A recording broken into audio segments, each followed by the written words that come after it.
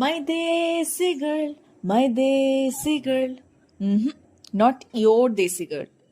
Okay guys, let's get ready for a photoshoot.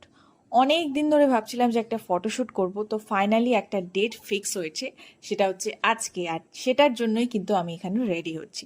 তো পরেছি এই মিড নাইট ব্লু কালারের একটা শিফনের শাড়ি, যেটা ভীষণই কমফোর্টেবল ছিল, ভীষণই বডি হাগিং ছিল। মাত্র 5 মিনিটের মধ্যেই কিন্তু আমার শাড়িটা পরা হয়ে গেছিল।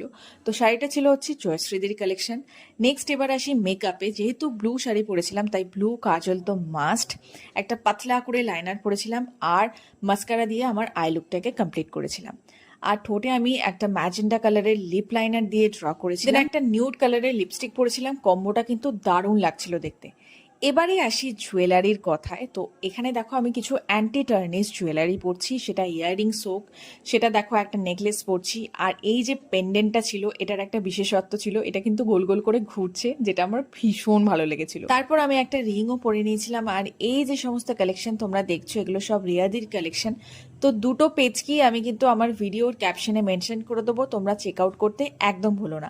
সো আমাকে দেশি গার্ল লাগছে কিনা সেটা তোমরাই এবার কমেন্ট করে জানাও। আর ভিডিওটা ভালো লাগলে অবশ্যই একটা করে শেয়ার করে দিও, আমাকে ফলো করে দিও। আপাতত আমি ফটোগুলোর জন্য ওয়েট করছি যে আমি কবে পোস্ট করব। ততক্ষণ তোমরা সবাই ভালো থেকো, দেখা হবে আমার নেক্সট ভিডিওতে। আজকের জন্য টাটা।